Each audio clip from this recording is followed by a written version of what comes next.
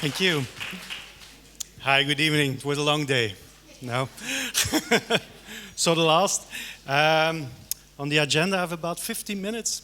I will keep it shorter, so you can go to the party faster.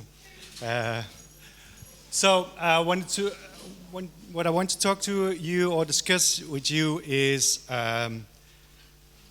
perception of media, especially mainstream media, of actions we do out in the field.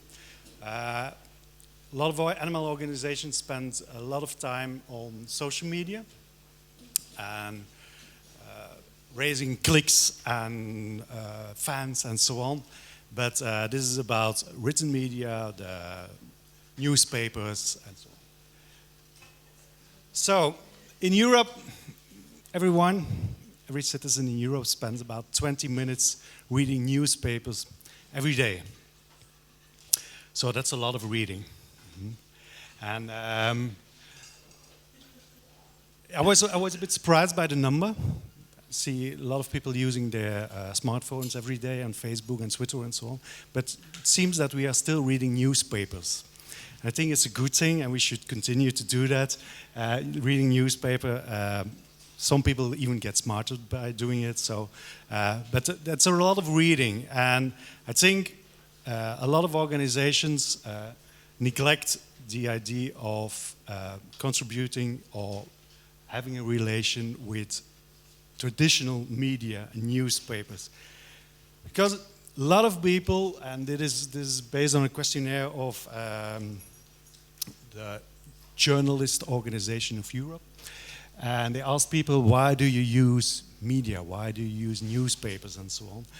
And of course, it's about the news. People want to be up to date about what is going on in the world. And newspapers give the idea that it helps to understand the world. Not only information, but it also helps to understand how the world is working at this moment, what is going on, and so on. And it's a very special force. It scrutinizes powerful people and businesses. So that's what we want to read. A lot of people want to read it. That's what we are interested in. So I think it's actually a very important topic to talk about on what is going on in newspapers, and when we're doing actions going out, how is it written about? What are they writing and talking about? If you're following the news these days, you know that is on all the front pages in Europe is the brothers Johnson. Latest update is that the brother of this Johnson has left the office. So there's a lot of things going on in London, but it gives a lot of information. And front pages are still very important. When people reading newspapers online or offline, the front page is still the most important thing. And it's pushed through social media and other platforms. It's mostly the front page news. So if we go into analyzing news, online news, it's mostly based on what is on the front page. And in the past, it wasn't very easy.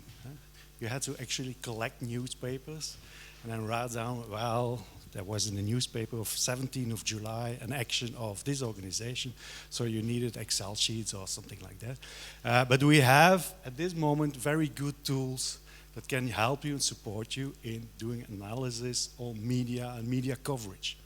And most of them you have to pay for, but there are also good other tools which are free and open. And one of them is the GDELT project.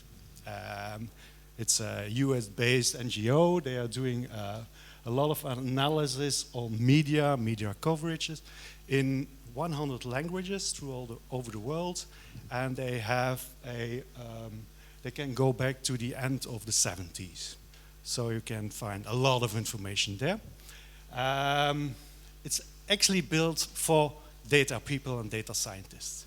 So that isn't very easy to use, but they also offer tools which can used by anyone. It's free, it's open, you don't have to register and so on, so you don't have to worry about that. And it gives some things like this. And people working with data get very excited about this. Maybe cardiologists too, but people working with data, they get very excited about this. What is this? This is actually giving numbers on animal rights, the terms animal rights coverage in Europe of the last year. And what actually we see it as is the timeline. It's time series, and we can learn a lot about time series because they have the ability to predict some things. If we can understand the past, maybe we can predict the future. So it's time series. And the red circles, that is where the things are happening. Yeah? Why is that? Because they are spikes, so something is going on. Huh? In that date, there is more coverage on, in this case, animal rights. So it might be a meaningful event. It might be a lot of coverage about the topic, maybe an action of an organization at that moment in time. So what it also shows is what we call tone. Maybe people know it as tone of voice, but it's tone, and it actually says, does it hold a lot of positive or negative information? And it's probably the bad news to start with. When we see things written about animal rights and animal rights actions, it holds a lot of negative tone. So not a very much positive items in the news. Have that one on the right, that stands out. That's positive, and it was actually the death of Doris. How is she called? Doris Day. She deceased a few weeks ago, and she used to do something for animal rights, and it was quite positive because she was in culture and pop and so on. So it was quite popular, it was positive. But most of the information, what you find online, on news websites and so on, have a very negative tone.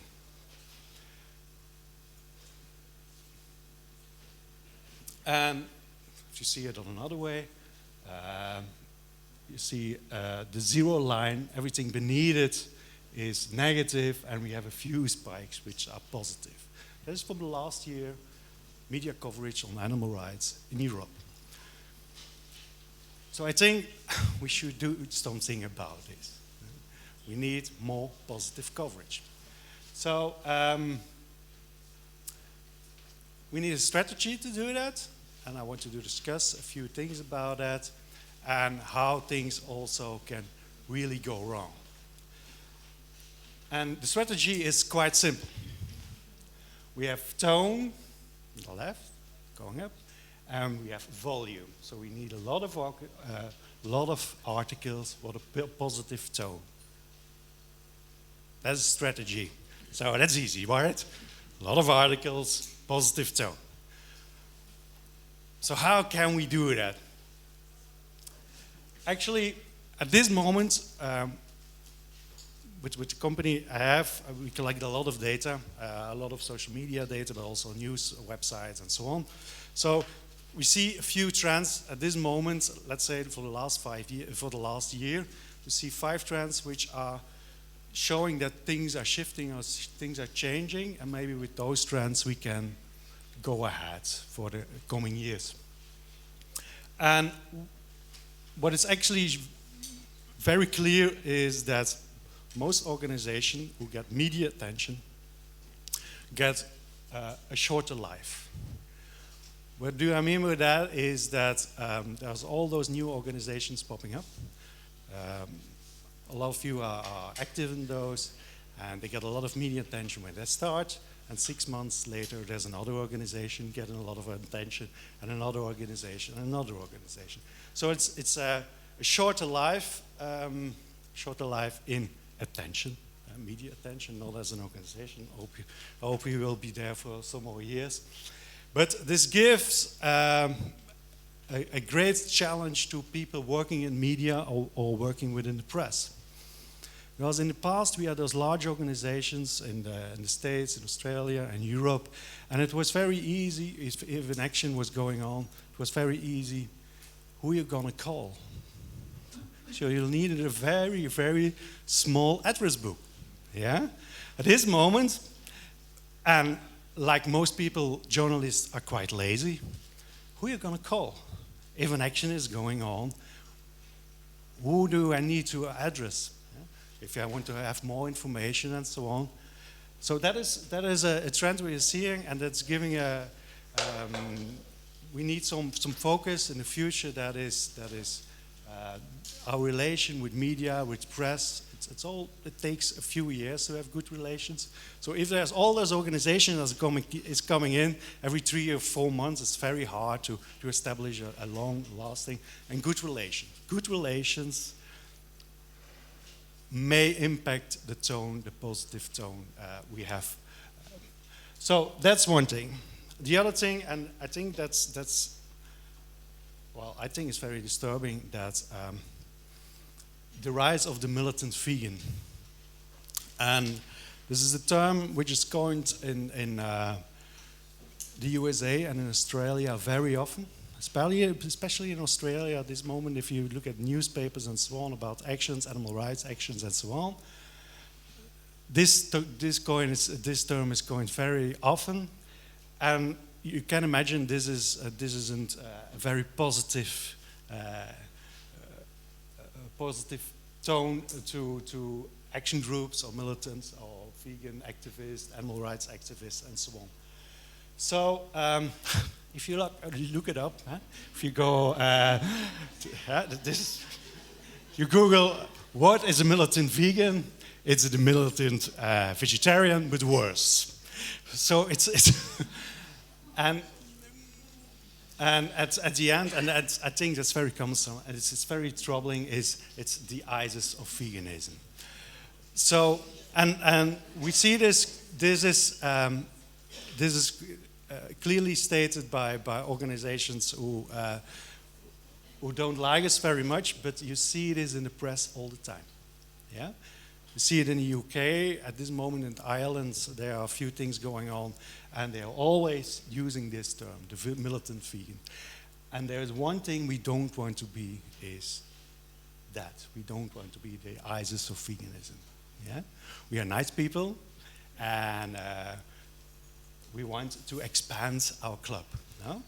Nobody wants to join that club. This is from the Telegraph. Is a UK newspaper, and this is kind of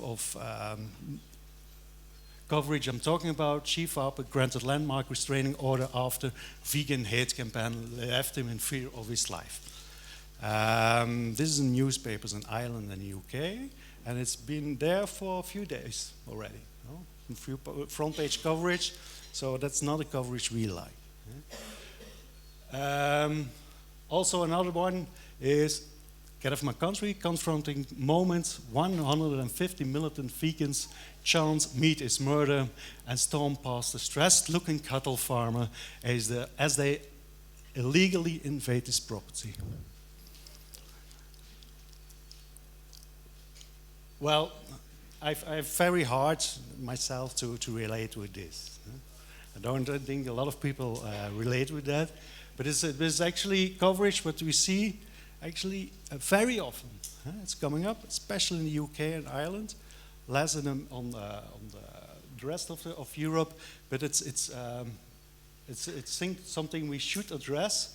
This is from March of this year. But when you look at it, militant vegan, Google on it, on news, Google News, or the GDLT, we'll see a lot of these things. But there's also some hope.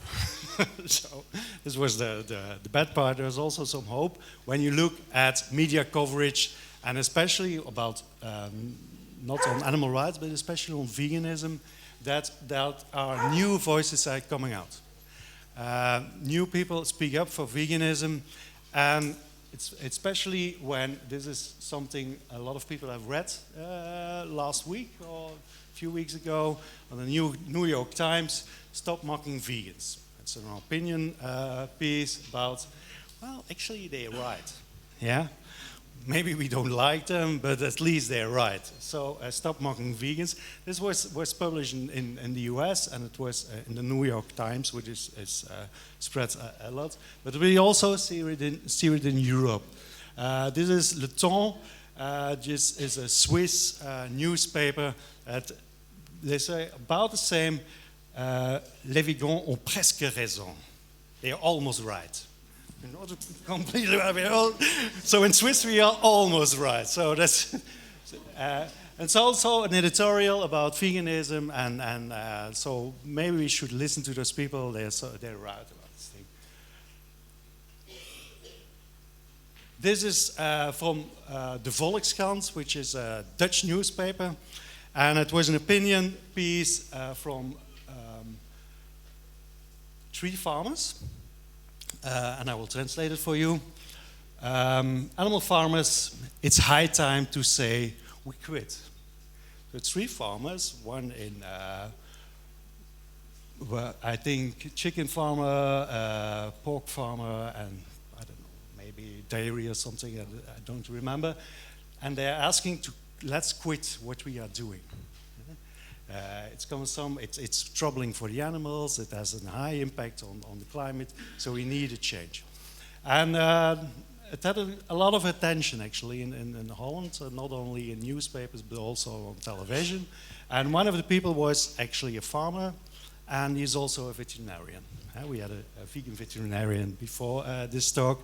This was stated by a farmer who is a veterinarian, and maybe we should start thinking about how do we quit with this business.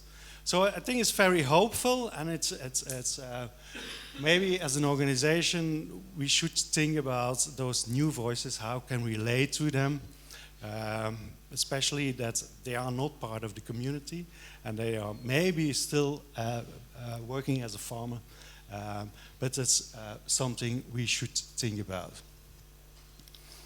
Another thing that it's very clear, and I think there were a few talks, or there will be maybe a few talks in coming days, that a lot of organizations and a lot of people who are active in the movement are actually moving away from animal rights action, moving into vegan outreach.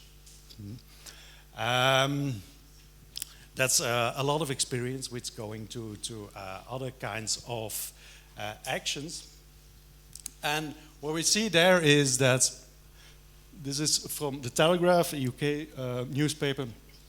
The war on meat has begun. There are many reasons to join the resistance. So it's very hopeful and so on. But it's about meat. And what we see is that vegan outreach has another tone of voice, but also brings in other arguments. Especially we had climate argument. And the health arguments, it's very important to people when changing from diets to a vegan diet. Most people do it for the planet and for health, less for animals. But it's changing the voice and it's changing the debate. And what makes it important here, it is when it comes to meat reduction and striving for animal rights and that's not the way to go, but the meat reduction is being part of let's say, the middle of the debate at this moment, and it's actually the ecological movement who is taking over the debate. When you make an analysis of how many times Greenpeace and meat are related in one article, it's more than a lot of vegan organizations or animal rights organizations together. So I don't think Greenpeace is going to solve the problem, but they are stepping into the debate, and it started last year, in the beginning of last year, and a lot of ecological organizations are stepping onto the debate about meat. So we have to think about how to relate with this organization and also how to relate or how to communicate about it. And we'll see this is something we wrote with a few people at the beginning of this year, that we will see less and better meat alliances coming up, especially meat producers and ecological organizations and so on. They will push the message of less and better meat. But so it's completely other direction we are heading there, but it's got a lot of attention in mainstream media, and you got debates about it and so on. So that's another trend. And the last, and that's maybe the most surprising to me at least, is that there is something changing in the value chain. And I don't know if everyone is familiar with the value chain. Or it is when we take grain, we feed it to the animals. Animals go to the slaughterhouse. It goes to another production facility. It ends up in the store, and then it goes to the consumer. So that's a value chain. And in the past, actually, it seemed that value chain, meat producers, production facilities, and so on, were some kind of a monolithic block. It was us against, let's say, the animal agriculture. But some things are changing. Within this value chain, also, there's a lot of protest going on, mostly about prices. But it's very interesting, and maybe we should think about how can we relate with this. This is from a UK website, Farming Independence. Meat processor threatens beef plant movement with massive damages. And we know this, the threatening about massive damages. But this is also going on within the value chain. The beef plant is an organization or is some kind of action which from producer which asks better prices or better conditions for the products they are producing. They are using actually similar tactics as we know. Occupations, disruptions, and so on. So this is going on within, especially the UK, more, but also in France, for instance. So, when you look at the media, can you handle that? Is there a way that the things that are written about, actions we do, can you handle that? Is it, or is it just some kind of force which is untouchable? And we know that a very classic strategy in when things go bad, we turn on the light on the other side of the room. Yeah, that's what we do. That's what we experience a lot as organizations. Yeah, and I've been thinking about actually what kind of business are we in?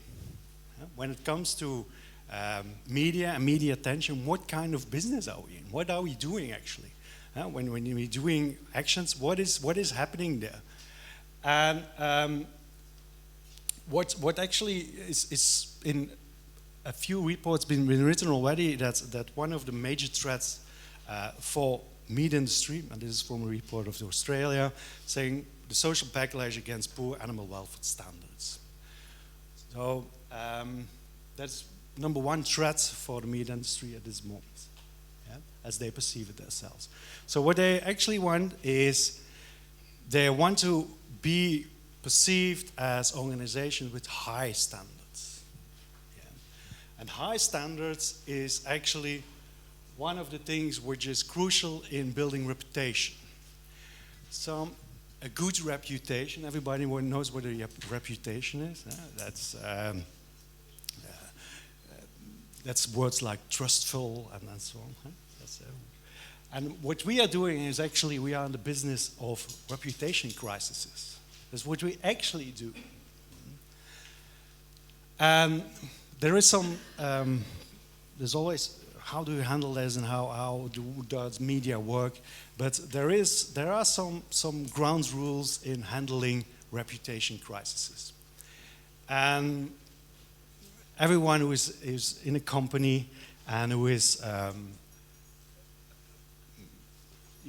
who's in charge of challenging actually how does press work and so on. They got all trained about how do you handle reputation crises. How do you do this? Yeah? So if something happens to the organization, what do we do? And the first thing is, what type of crisis is going on? Yeah? And there are actually, this is based on a model which is described in research papers and so on. I adjusted it a little bit to our situation. But actually, there are three types of reputation crises which can happen. One is that it's actually accidental. As an organization, as a meat producer or a farmer, something happens and we weren't part of it, but it affects us very much. Good examples there are, we had 2 years ago, we had the fipronil crisis in Holland and Germany and so on. So there was some poison in eggs and so on. There was a lot of crisis, so you couldn't sell eggs anymore. So it was accidental. And they handled it as an accident coming from outside. Yeah? And they were very successful in that. Organizations were very successful in handling this as this is happening to us. We don't have anything to do with it. It comes from outside. And what they always do in the first instance is and then it's all with all those food crises, first thing is, well, they minimize the effect. Well, it's poison, but it isn't that poisonous. Well, it only happened on one farm. And people get the time to actually to take this in, and it seems that it's not only one farm, it's quite poisonous and so on, but it takes time. So the first thing is minimize the effect. And of course, if something happens to you, and we all do this, if a storm hits our home and so on, we ask for some kind of compensation. Yeah.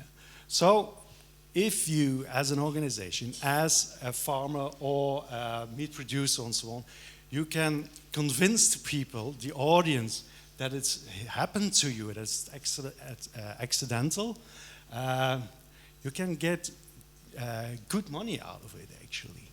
Because you can ask for compensation and probably you can do an ads campaign paid by the government. That's what we do in Belgium, that we do in Holland, and we do it in a lot of countries. So reputation crisis, this is the ideal situation for a company. What we actually always striving for is that reputation crisis is intentional. What we mean by that is that we are going to a slaughterhouse or meat producer and so on. We are saying you as a company are doing things which shouldn't be done. You are maltreating animals or you're doing other things and you know it, you're doing this and you know it and then you know that it's bad. So that is intentional.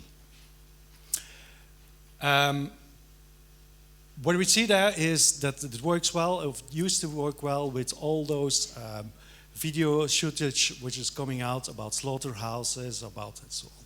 That is what it's very hard for the industry to cope with that. Also, they will do the same thing, is minimize scale. It's only on that slaughterhouse that happens, not in the rest of Europe, of course. You always get some debate in the middle. If actions are carried out, and we have a vegan message or an animal rights message, what organizations will always tend to do or try to do is have a debate in the middle. So we don't have a debate on going vegan or animal rights, we have a debate on, well, if we slaughter animals, maybe we should use this kind of tool, or we should use more or less electricity, and so on. It always happens. It's a debate in the middle, and it's been followed by an ads campaign, of course.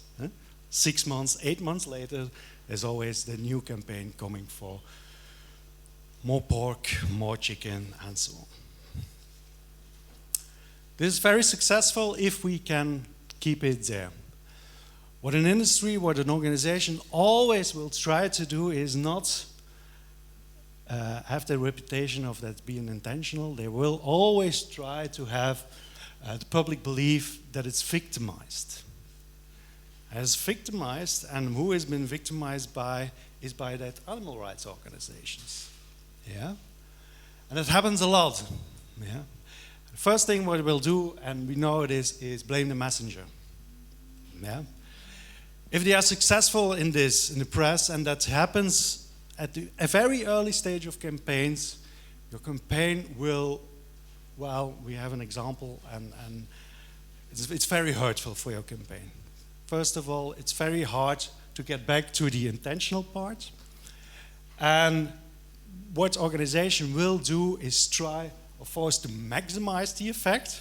We are victimized by the animal rights organization, and it's hurting every farmer and their families, and so on and so on. So they will maximize the effect, and they will do anything they can to extend the crisis, extend it in time. When we did some research about actions with photo footage and so on came in place.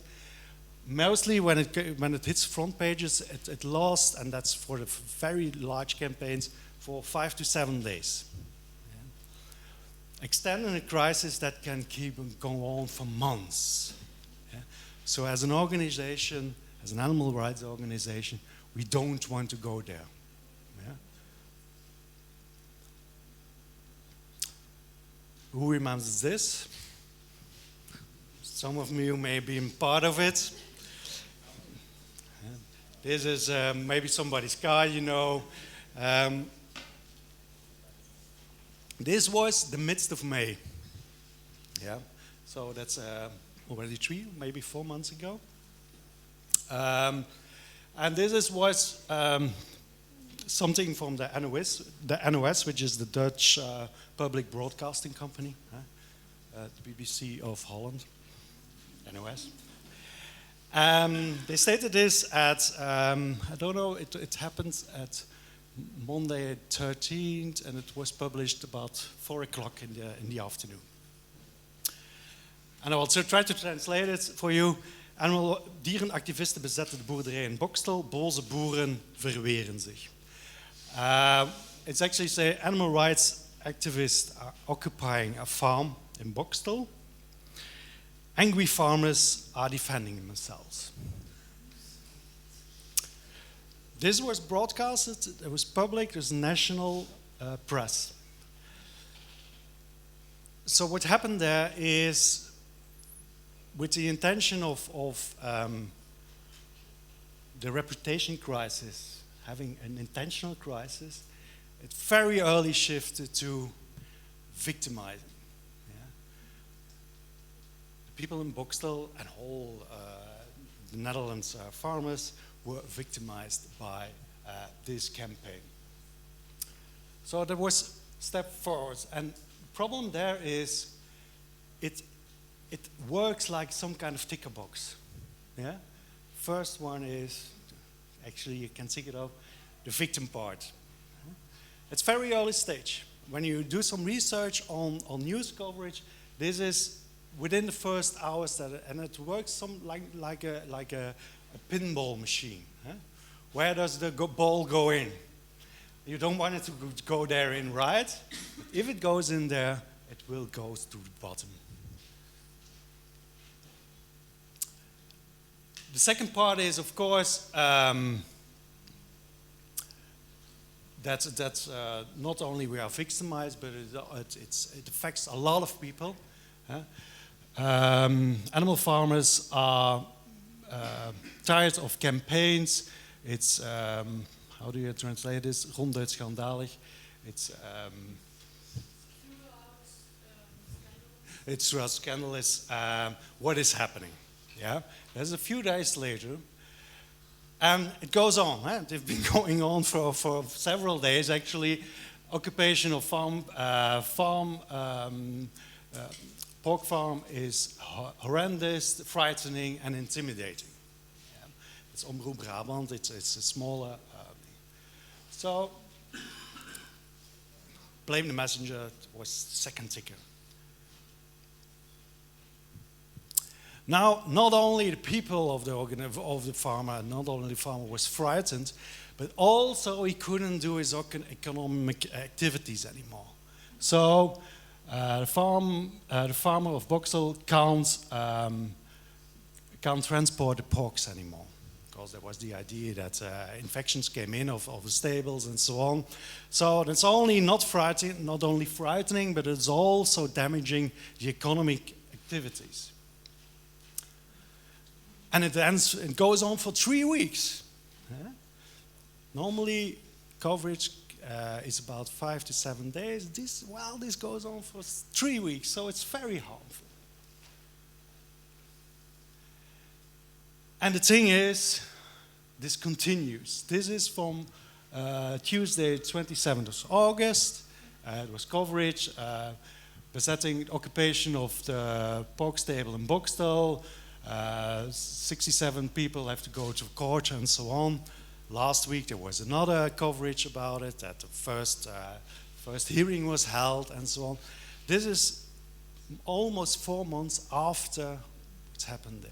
So the crisis was extended, very successful there. And this is this is about pig business. This is a Dutch website about big business, of course. And it's actually Meet the Victims calls for big action in the beginning of September, where in Luxembourg after IARC. So that's after today. So I'm very, very curious what's going to happen. But what is happening there, that businesses and the industry is trying to extend this crisis even further than those 4 months. I hope they won't succeed with it, but and that next time the pinball doesn't go to the right, but maybe in the middle. So another ticker box. So for me, I have 2 minutes left. When you go out, half of the homework is probably how do you handle the press. Make sure you have a good address book, that you have relations with all those people, and make sure they know who to call at this moment in time. Invest in media expertise. There's some media expertise there. If organizations might be an idea to share this expertise. As a small organization, it's hard. Maybe with all those different organizations, it would be an idea that you can have some kind of animal rights media center or something like that. Yeah. Always focus on the message. That's very clear, and don't stand in the way of your message as a messenger, and focus on the results and not the action. Thank you.